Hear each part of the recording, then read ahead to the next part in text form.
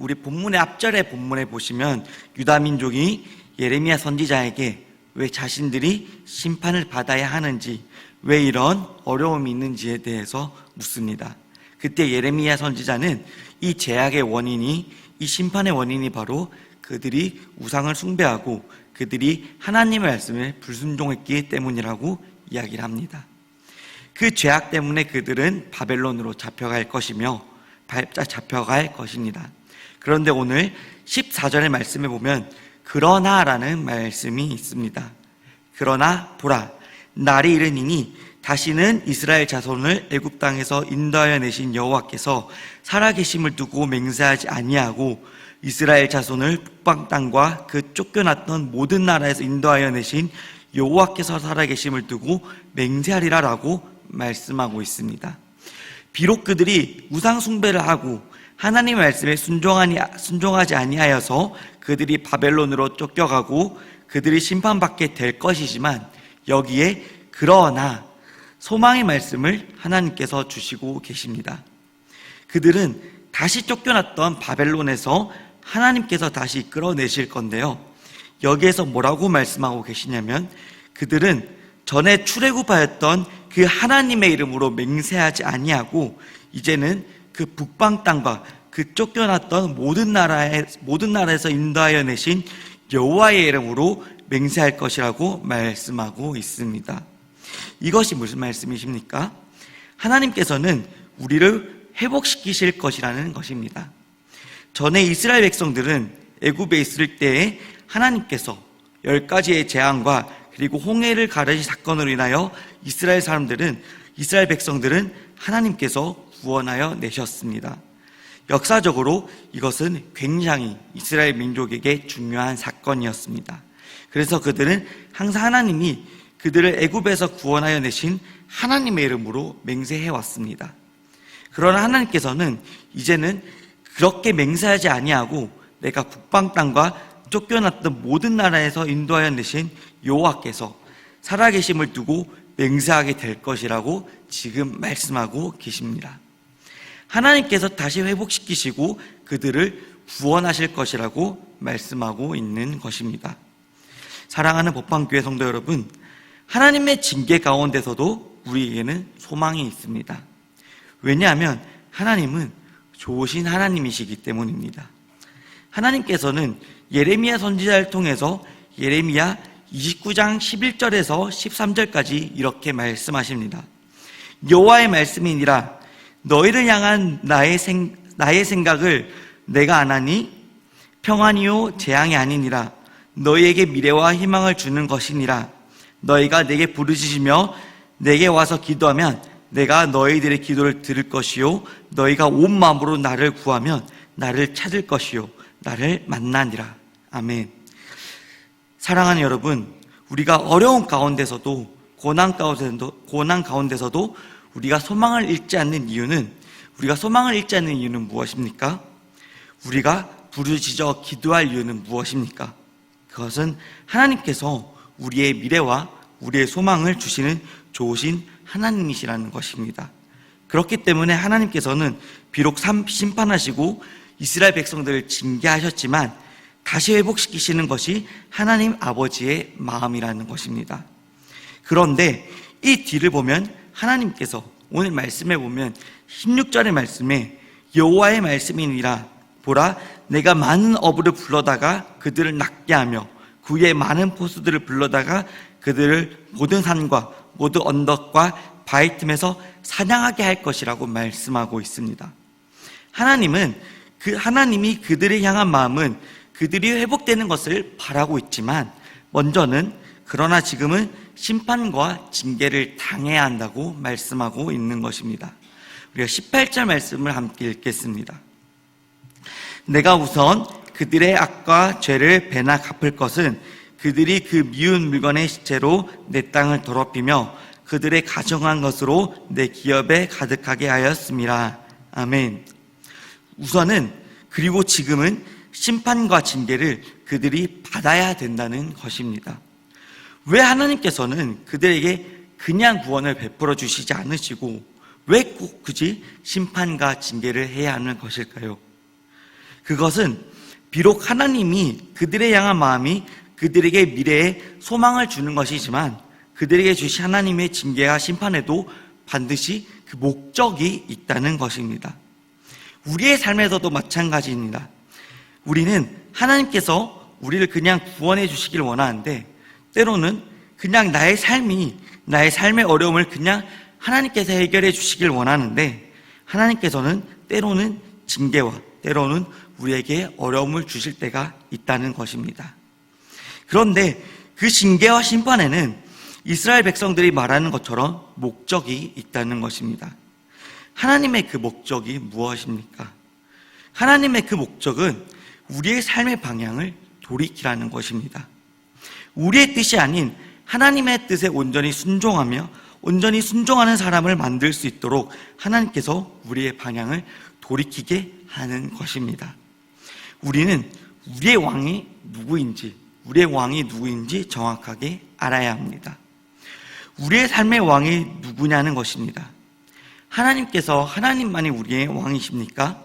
아니면 우리의 자신이 왕이십니까? 하나님이 우리의 삶의 왕이 되었을 때 우리가 하나님께로 우리의 방향을 돌이켰을 때 하나님께서는 우리에게 회복을 온전히 주신다는 것입니다. 우리 19절 말씀을 함께 읽겠습니다. 여호와는 나의 힘, 나의 요새, 환난 날의 피난처시며 민족들이 땅끝에서 주께 이르러 말하기를 우리의 조상들이 계승한 바는 허망하고 거짓되고 무익한 것뿐이라. 아멘. 예레미야 선지자는 여호와는 나의 힘, 나의 요새, 환난 날의 피난처시라고 하나님을 이렇게 부르고 있습니다. 그런데 반면에 우상은 어떤 존재입니까? 우상은 험악하고 거짓되고 그리고 아무런 도움이 되지 못하며 아무런 유익이 되지 못하는 그런 존재라는 것입니다. 우상은 우리의 삶에서 아무런 유익이 없습니다. 그리고 아무런 도움이 되지 못합니다. 그러나 하나님만이 우리의 힘이 되십니다. 하나님만이 우리의 요새시고 하나님만이 환난 날에 우리를 도우실 수가 있다는 것입니다. 우리가 진정으로 우리의 죽음의 위협 앞에 어떤 것이 우리를 도울 수 있겠습니까? 실제적으로 우리의 병든 몸을 누가 우리를 도울 수 있겠습니까? 하나님 외에는 도울 수가 없다는 것입니다. 하나님 외에는 우리를 구원할 수 없습니다. 예레미야 선지자는 여호와는 나의 힘, 나의 요새, 환난 날에 나의 피난처라고 고백하고 있습니다. 사랑하는 복방교회 성도 여러분, 여러분들에게 있어서 하나님은 어떤 분이십니까? 하나님의 여러분의 힘이십니까? 요새이십니까? 환난 날에 피난처가 되십니까? 하나님께서는 우리의 힘이 되어 주셨을 때 우리가 기도하고 하나님께 부르짖을 수 있다는 것입니다. 예레미야 선지자는 비록 하나님께서 지금 심판하고 계시지만 우리를 다시 회복시키실 것이라고 이야기를 하고 있는 것입니다. 그리고 그 시키시는 과정을 통해서 예레미야 선지자가 이야기하고 있는 것은 열방이 하나님의 영광을 볼 것이라는 것입니다. 우리가 19절 말씀을 한 번 더 함께 읽겠습니다.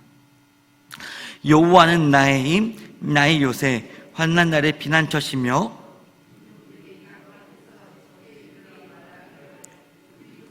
계승한 바는 허망하고 거짓되고 무익한 것뿐이라. 아멘. 민족들이 이렇게 이야기하고 있습니다. 땅끝에서 주께 이르러 말하기를 우리 조상들이 계승한 바는 허망하고 거짓되고 무익한 것뿐이라. 그리고 21절에 보면 하나님께서 여호와께서 이르시되 보라, 이번에 그들에게 내 손과 내 능력을 알려서 그들로 내 이름이 여호와인 줄 알게 하리라 라고 말씀하고 있습니다. 하나님께서는 계속해서 출애굽에서부터 계속해서 반복해서 말씀하고 계시는 것이 있습니다. 바로 그것은 내가 여호와인 줄을 그들이 알리라라는 것입니다. 내가 여호와인 줄 그들이 알리라라고 하는 것은 하나님께서 이전부터 계속해서 말씀하고 있는 것입니다. 왜 하나님께서는 내가 여호와인 줄 그들이 알리라고 말씀하고 계신 것일까요? 하나님께서는 우리가 하나님을 온전히 알기를 원하십니다. 그리고 우리뿐만 아니라 온 세상과 열방이 하나님을 알기를 원하십니다. 우리의 삶에 하나님을 경험했을 때 그것을 통해서 하나님은 이 세상에 알려주실 것입니다.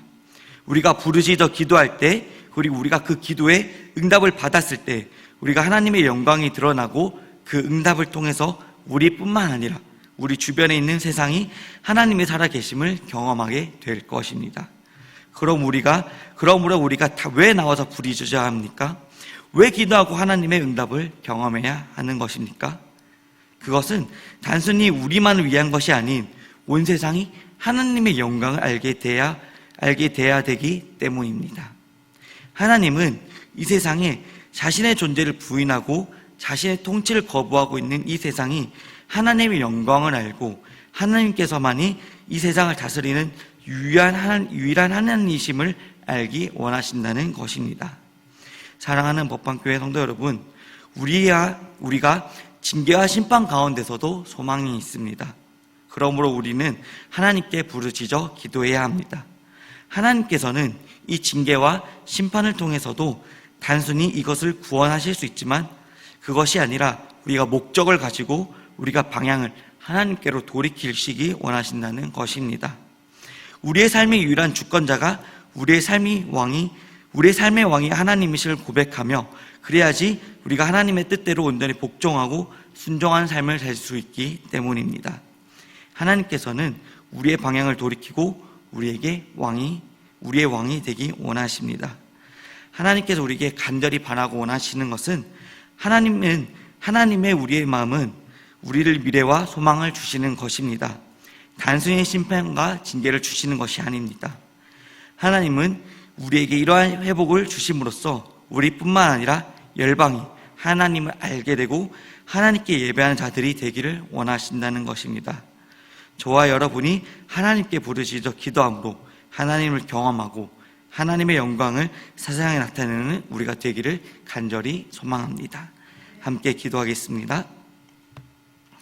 하나님 아버지, 감사합니다. 오늘 예레미야서를 통해서 소망의 메시지를 우리에게 허락하여 주시니 감사합니다. 우리가 이 세상을 바라보면 낙심과 낙담과 절망밖에 볼 수 없음을 고백합니다.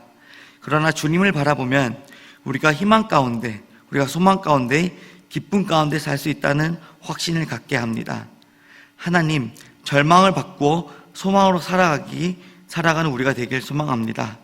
예레미야 선지자가 고백했던 여호와는 나의 힘이시고 나의 요새시고 환난 날에 나의 피난처시라는 것을 다시 한번 우리의 마음에 새기며 오늘 하루도 주님과 동행하는 하루가 되게 하여 주시옵소서. 감사합니다. 예수님의 이름으로 기도합니다. 아멘.